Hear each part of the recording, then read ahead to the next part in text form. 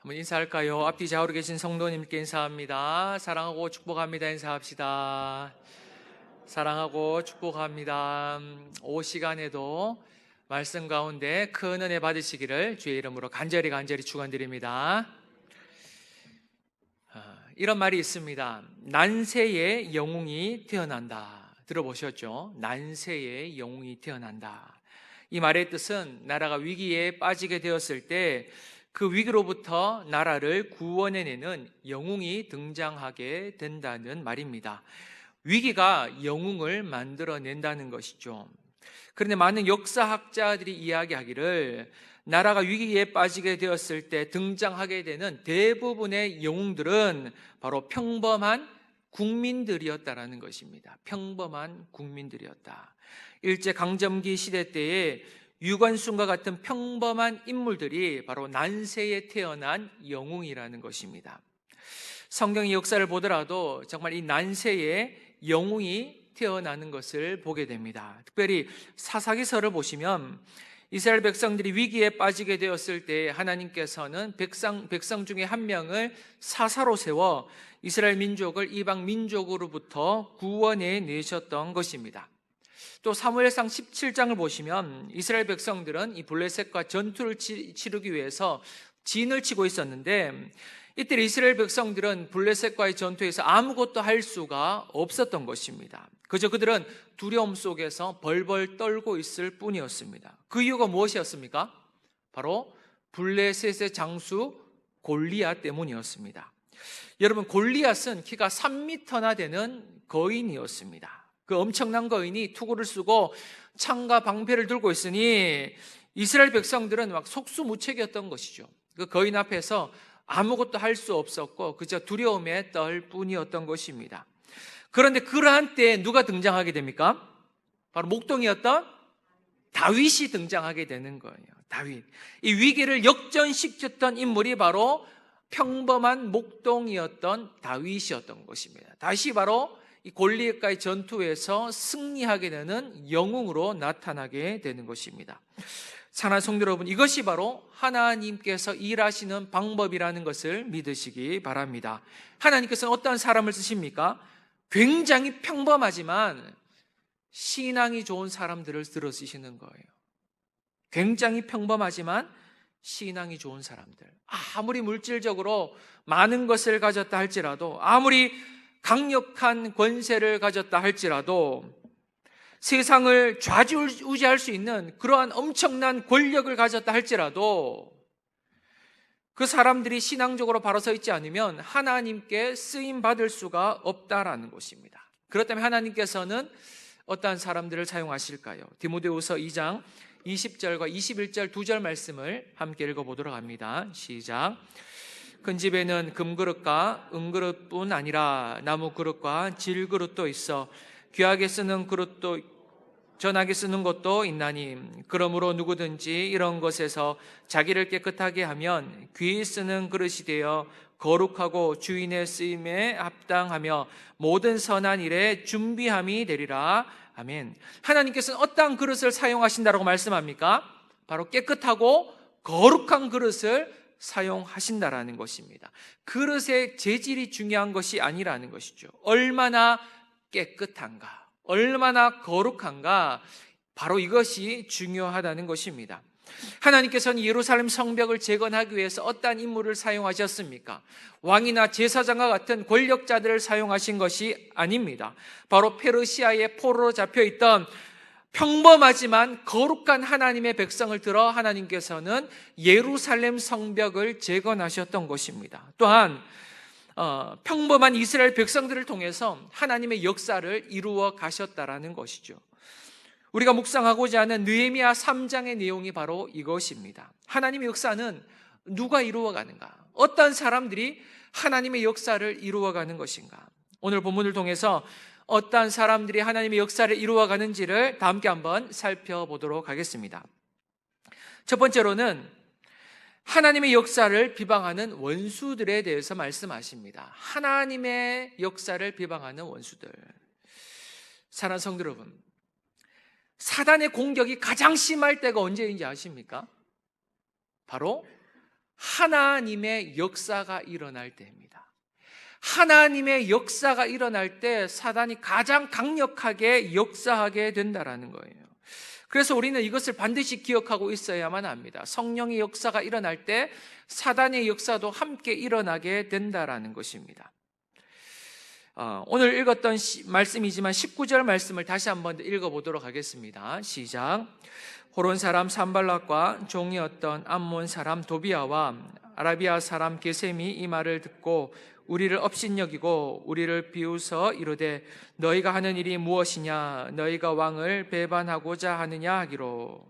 여러분 19절에는 하나님의 역사를 방해하는 이 세 명의 원수들이 등장하고 있습니다. 그들의 이름은 산발락과 도비아와 바로 게셈입니다. 여러분 산발랏이라는 사람은 사마리아의 총독이었고요. 도비아라는 사람은 이 산발랏의 종이었던 인물이었습니다. 그리고 게셈이라는 사람은 아라비아 북서쪽을 지배했던 족장이었어요. 이 세 사람이 등장해서 막 이 느헤미야와 이스라엘 백성들을 막 방해를 하게 되었다라는 것입니다.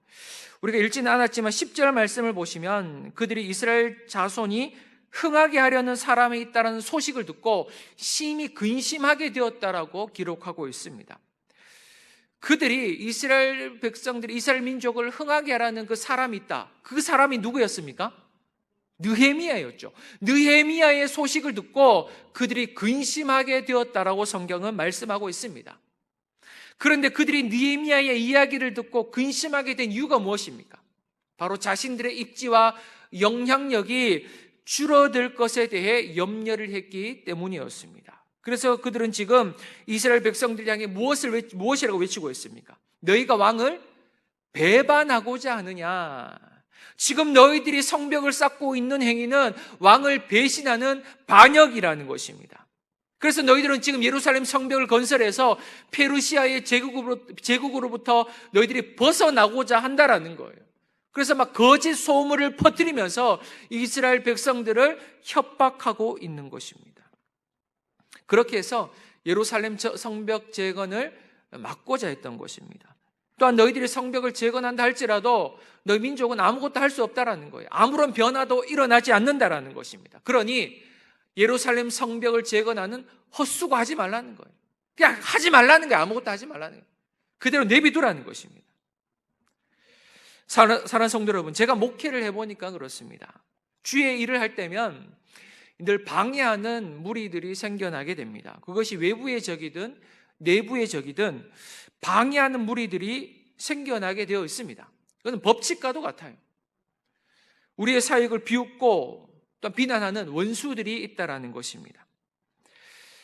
사역을 시작하기도 전에 이런 원수들의 비난과 비웃음을 당하게 되면 정말 힘이 빠집니다. 사역하고 싶은 마음도 들지 않아요. 시작도 안 했는데 자꾸 이런저런 소리를 듣게 되면 정말 힘이 빠져서 사역을 하기가 어렵습니다.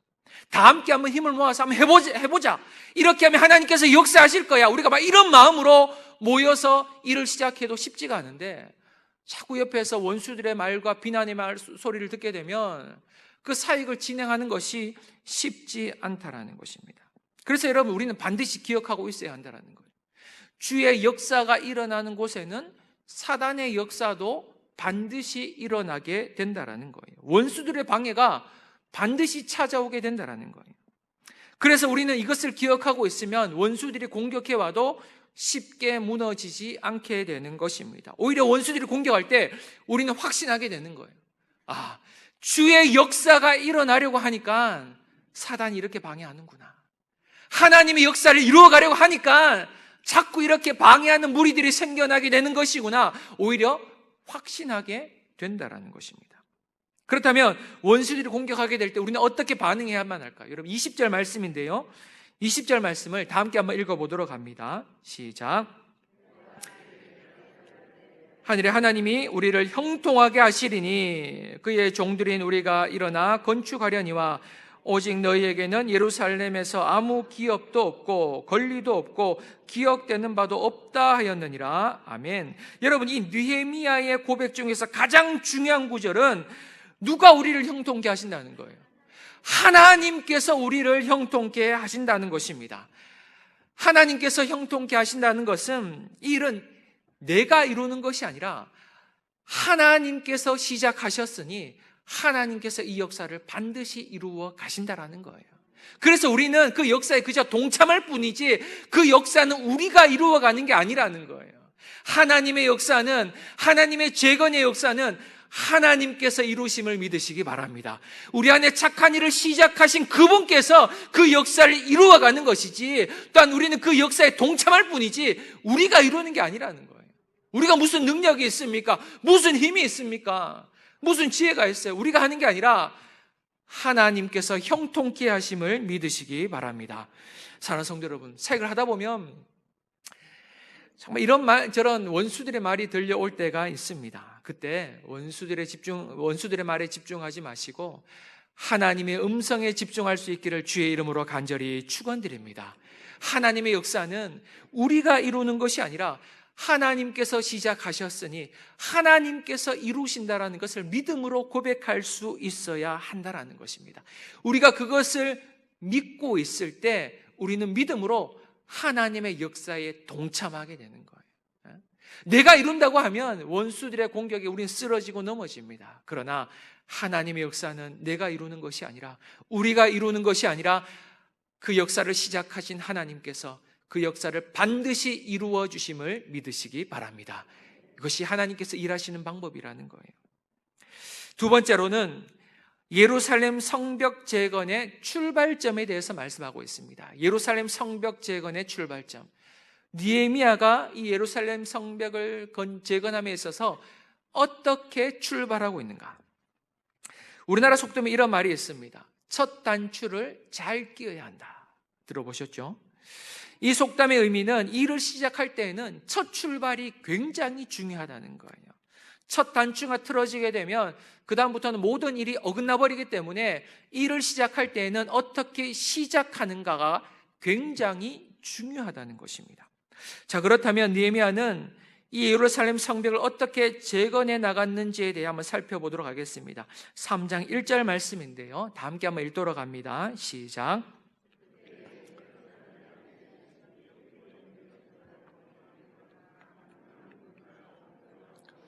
문짝을 달고 또 성벽을 건축하여 함메아 망대에서부터 하나넬 망대까지 성별하였고. 아멘. 지금 느헤미야는 이 예루살렘 성벽을 재건하면서 10개의 문을 건축하게 되었습니다. 여러분, 성문, 이 예루살렘의 성벽이 이렇게 있는데 문이 하나가 있으면 그 사람들이 이동하기가 너무나 힘들었겠죠. 하나의 문밖에 없으면. 그래서 예루살렘 성벽에는 10개의 총 문이 있었습니다. 10개의 문이 있었는데 1절을 보시면 느헤미야가 가장 먼저 재건했던 문이 어떤 문이라고 말씀하고 있습니까? 어떤 문요? 양문이라고 말씀합니다. 양문을 먼저 재건했다라는 거예요. 여러분, 양문이라는 것은 성전에서 제사를 드리기 위한 양들, 제물이 들어오는 문이 바로 양문이었어요. 제물을 드리기 위한 양들이 들어오는 문이었기 때문에 그 문의 이름을 무슨 문이라고 했습니까? 양문이라고 해요. 굉장히 쉽게 지었죠. 양들이 들어오는 문이었기 때문에 양문이었던 것입니다. 그런데 1절을 다시 한번 보시면 이 양문 재건을 담당했던 인물이 누구라는 거예요? 누가 있습니까? 대제사장 엘리야십이 담당했다라고 성경은 말씀합니다. 엘리야십과 그의 형제 제사장들이 함께 일어나 이 양문을 건축하기 시작했던 것입니다. 그런데 여러분, 이 양문을 건축할 때 제사장들이 담당했던 이유가 무엇이었을까요? 바로 이 양문이라는 것은 하나님 앞에 제사를 드리기 위한 출발점이었기 때문이라는 것입니다. 하나님께 드릴 제물이 지나가는 거룩한 문이었기 때문이었죠. 그래서 1절을 다시 한번 보시면 양문을 건축하여 어떻게 했다라고 말씀합니까? 성별했다라고 말씀하고 있는 거예요. 다른 문들은 여러분 이런 표현을 쓰지 않아요. 그런데 이 양문에만 이런 표현을 쓰고 있는 것입니다. 성별하였다. 성별의 의미가 무엇입니까? 거룩하게 구별하여 하나님 앞에 올려드렸다라는 거예요. 문을 하나님 앞에 올려드렸다는 거예요. 그렇다면 예레미야가 많은 문들 중에서 양문을 먼저 건축한 이유가 무엇이었을까요? 여기서 양문이란 하나님께 드리는 제사와 긴밀한 연관이 있다고 말씀을 드렸습니다. 다시 말해 느헤미야가 제일 먼저 양문을 건축한 이유는 이스라엘 백성들이 가장 먼저 회복해야 하는 것이 제사라는 거예요. 제사. 중요한 것은 이 성벽을 재건하는 게 문제가 아니라 지금 우리가 가장 먼저 재건해야 되는 것은 바로 하나님 앞에 거룩한 제사를 회복해야 된다는 거예요. 거룩한 제사를 회복한다는 것은 하나님과의 관계를 회복하는 거예요. 하나님과의 관계 회복이 우선이라는 것입니다. 하나님과의 관계가 회복되지 않으면서 예루살렘 성벽을 재건한 일은 아무런 의미가 없다는 거예요. 결국 여러분, 예루살렘 성벽, 예루살렘 성과 예루살렘 성벽이 무너진 이유가 무엇입니까? 하나님과의 관계가 단절됐기 때문에 그런 거예요. 하나님과의 관계가 무너졌기 때문에 예루살렘 성이 무너지고 예루살렘 성벽이 무너지게 되었던 거예요. 이스라엘 백성들이 하나님을 섬겼던 것이 아니라 우상을 섬겼기에 결국 예루살렘 성이 무너지고 성벽이 무너지게 되었던 것입니다. 그래서 느헤미야는 알고 있었던 거예요. 가장 먼저 회복해야 하는 것이 무엇인가? 바로 하나님과의 관계라는 것이죠. 거룩한 제사가 회복되어야 한다는 것입니다. 그래서 느헤미야는 이스라엘 백성들에게 이것을 가르쳐주기 위해서 제일 먼저 양문을 건축해 하나님 앞에 성별해 드렸던 것입니다. 사랑하는 성도 여러분, 이것이 핵심이에요. 하나님의 역사가 일어나기 위해서 우리가 가장 먼저 회복해야 하는 것은 우리의 예배라는 것을 믿으시기 바랍니다. 하나님의 역사가 일어나기 위해서 가장 먼저 회복해야 하는 것은 하나님의 관계라는 것입니다. 관계. 우리의 인생이 무너지고 우리의 자존심이 무너지고 가정이 무너지고 자녀가 무너지고 직장과 사업장이 무너지고 경제적인 것이 무너지고 교회가 무너져갈 때, 이 나라 이민족이 무너져갈 때 가장 먼저 회복해야 하는 것은 우리의 예배임을 믿으시기 바랍니다. 예배가 회복되어야 돼요. 예배가. 우리의 예배가 뜨겁게 회복되어야 합니다. 하나님의 말씀을 사모하는 자들이 막 우후죽순 늘어나야만 한다라는 거예요. 우리의 예배는 여러분 상황에 따라 달라지는 예배가 되어서는 안 된다라는 것입니다. 행사를 한다고 예배가 뒷전이 되면 안 된다라는 거예요. 성도 여러분, 우리나라가 복받은 이유가 무엇입니까? 제가 지난 금요 기도회 때도 말씀드렸지만 한국교회는 6.25 전쟁 때에도 예배가 멈춰지지 않았습니다. 폭탄이 떨어진데도 불구하고 하나님의 백성들이 모여서 주님 앞에 예배를 드렸던 거예요. 우리 믿음의 선배들은요, 예배 목숨 거신 분들이셨습니다. 그러니 하나님께서 복을 주신 거예요. 그런데 지금 우리나라의 상을 보면 굉장히 처참합니다. 황폐해요. 제가 이 느헤미야서를 읽으면서 우리나라 같다는 생각이 들었어요. 남의 나라가 아니라 우리의 현실을 보는 것 같아요. 모든 게 무너져 있습니다. 황폐한 현실입니다. 그 이유가 무엇입니까? 저는 예배의 문제라고 확신합니다. 우리가 예배를 너무나 가볍게 여기는 거예요. 예배를 가볍게 여긴다는 것은 하나님을 가볍게 여긴다는 의미가 되는 거예요.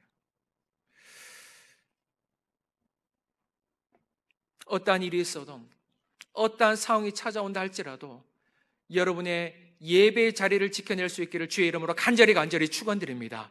여러분, 우리가 넓어져야 하는 것은 예배의 지경이 넓어져야만 하는 거예요. 예배의 지경이 넓어져야만 하는 거예요. 여러분, 우리의 예배의 지경이 줄어들게 되면 우리는 영적으로 피폐한 삶을 살아가게 된다는 거예요. 여러분, 우리가 한 주 동안 세상 속에 살아가면서 주일 오전 예배 한 번만으로 믿음으로 살아낼 수가 있습니까? 여러분, 우리의 예배가 선택이 되는 순간 우리의 예배의 지경은 점점 줄어들게 되는 거예요. 오후 예배 선택입니까? 수요 예배 선택입니까? 금요 기도의 선택입니까? 구역 모임의 선택입니까? 새벽 기도회가 선택입니까? 모든 예배가 자꾸 우리에게 선택이 되는 순간 이건 해도 되고 안 해도 되는 거야. 우리의 예배 지경이 점점 줄어드는 순간 여러분, 우리의 영혼은 피폐해져 가는 거예요. 피폐해져 가는 거예요. 여러분의 예배의 지경이 넓어질 수 있기를 주의 이름으로 간절히 축원드립니다. 예배 살아가 내가 살고요, 예배가 살아야 우리의 가정이 살고, 우리의 예배 살아야 우리 자녀들이 살아나게 될 줄 믿습니다. 여러분, 거기서부터 출발하는 거예요. 다른 곳에서부터 아무리 우리가 열심히 뛰어다닌다고 해서 우리의 인생의 문제가 해결되는 게 아니라는 거예요. 가장 중요한 것은 우리의 예배예요. 우리의 예배가 회복되면 우리의 가정이 회복될 줄을 믿습니다. 우리의 예배가 회복되면 우리 교회의 문제가 회복될 줄을 믿습니다. 우리의 예배가 회복되면 이 나라 이 민족이 회복될 줄을 믿습니다. 올 한 해 여러분의 무너진 예배의 자리를 온전히 회복할 수 있기를 주의 이름으로 간절히 축원드립니다. 세 번째로는 함께 감당하는 하나님의 역사에 대해서 말씀하십니다. 함께 감당하는 하나님의 역사. 지금 느헤미야는 예루살렘 성벽을 건축하기 위해서 예루살렘으로 건너왔지만 사실 그는 건축에 대해서 1도 모르는 사람이었습니다. 왜냐하면 그의 직책은 술 맡은 관원장이었기 때문입니다. 물론 어깨너머로 보고 배운 것은 있겠지요. 그러나 그런 어설픈 지식으로는 예루살렘 성벽을 재건해낼 수가 없었던 거예요. 그래서 느헤미야는 어떠한 방법으로 예루살렘 성벽을 재건해 가는지 아십니까? 바로 예루살렘 성에 있던 모든 사람들과 함께 이 예루살렘 성벽을 재건해 갔던 거예요. 나 혼자 고민하면서 혼자 일했던 것이 아니라 모든 성도들을 동원하여서, 각 분야의 전문가들까지 총동원하여서 예루살렘 성벽을 함께 세워갔던 거예요. 그 내용이 3장의 내용입니다. 그렇다면 어떠한 사람들이 예루살렘 성벽을 재건한 일에 동참하게 되었을까요? 먼저는 여러분 제사장들입니다. 1절을 우리가 보았지만 여러분 제사장들이 1절에서는 양문을 재건하는 모습이 기록되어 있습니다. 양문으로부터 시작해서 다른 망대까지 이어지는 그 성벽을 제사장들이 감당했던 거예요. 사실 이스라엘 민족에게 제사장이란 하나님께로부터 구별된 성별된 사람들이었습니다. 거룩한 일을 하도록 부르심을 받은 자들이었다라는 거예요.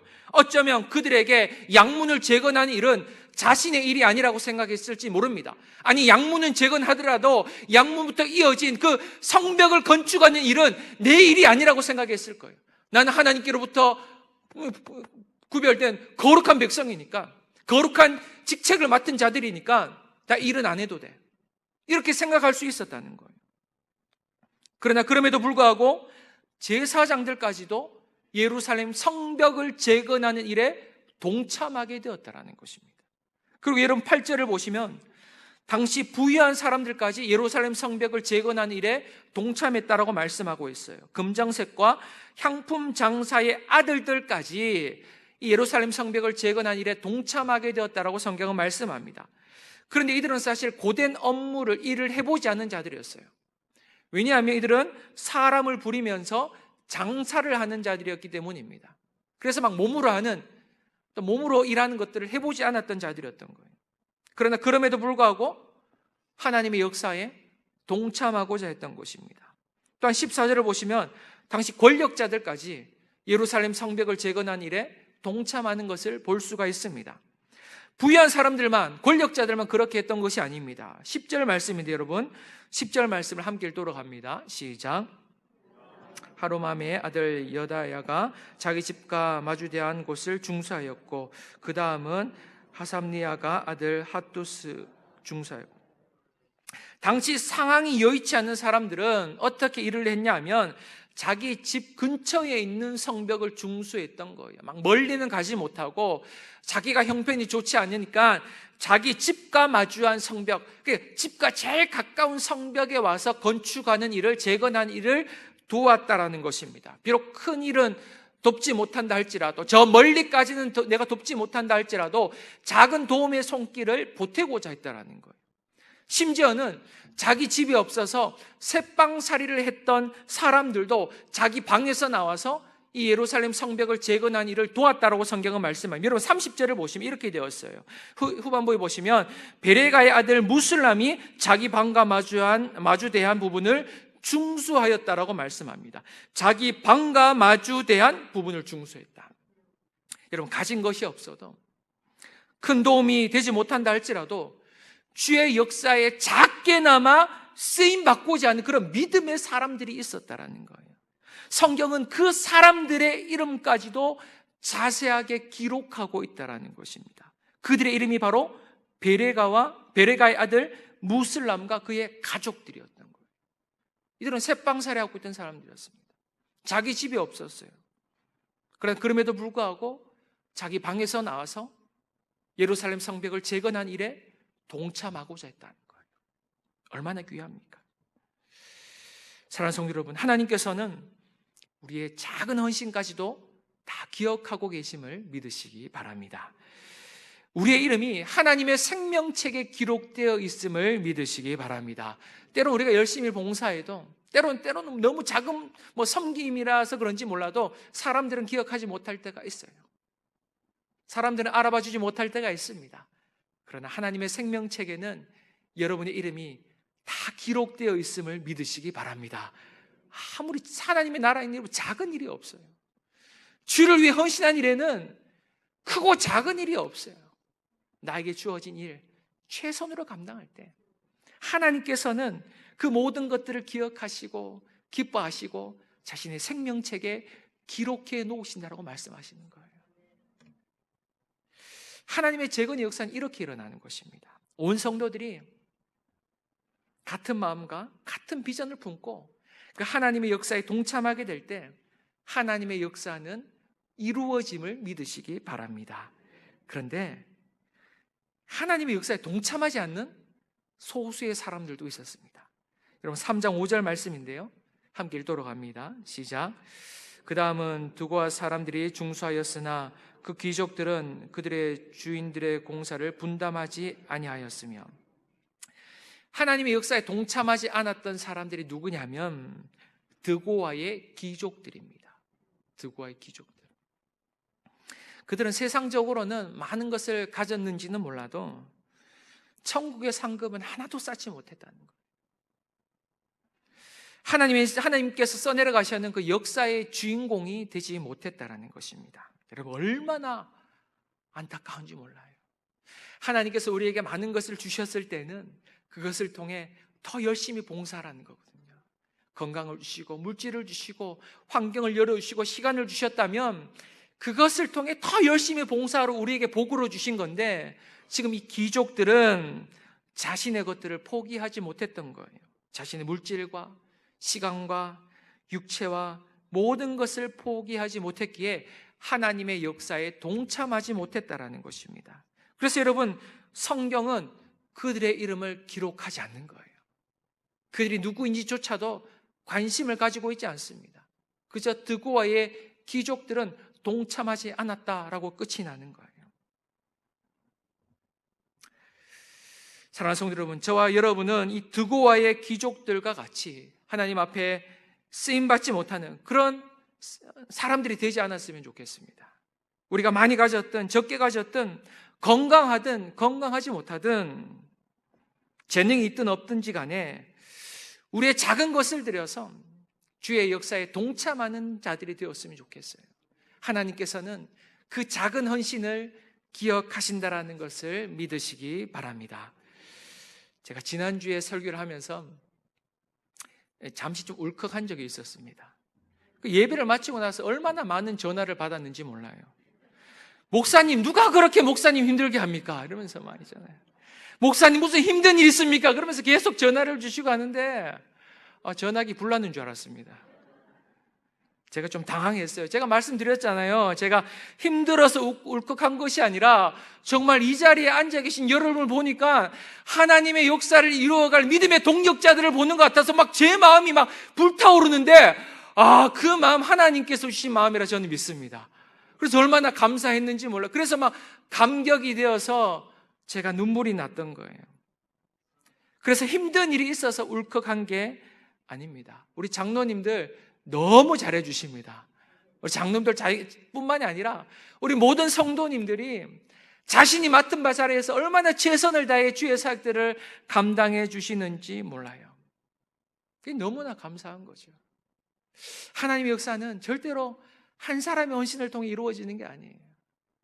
우리 모든 성도들이 함께 하나님의 비전을 꿈꾸고 하나님의 비전을 누리며 또 그 하나님의 비전을 이루고자 할 때, 헌신할 때 하나님의 나라가 우리의 인생과 가정과 교회와 이 땅 가운데 임하게 됨을 믿으시기 바랍니다.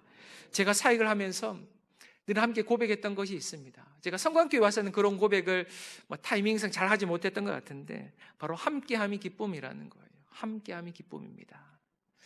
정말 여러분, 동력의 기쁨을 누릴 수 있기를 주의 이름으로 간절히 축원합니다. 동력의 기쁨, 하나님 나라를 위해서 함께 쓰임받는 기쁨이 무엇인지 우리가 알아갈 때 이 신앙생활이 얼마나 행복한지 몰라요. 주의 사역을 감당하는 것이 얼마나 행복한지 몰라요.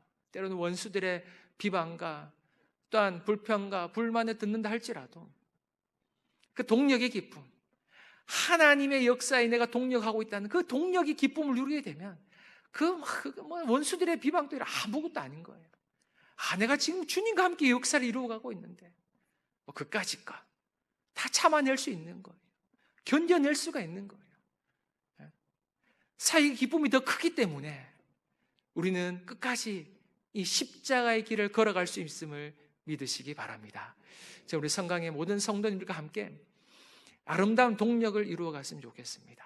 함께 하나님의 나라를 꿈꾸며 또 여러분의 삶 속에서 하나님의 나라를 누리며 하나님의 나라를 함께 세워갈 수 있는 우리 귀한 성도들이 될 수 있기를 주의 이름으로 간절히 축원드립니다.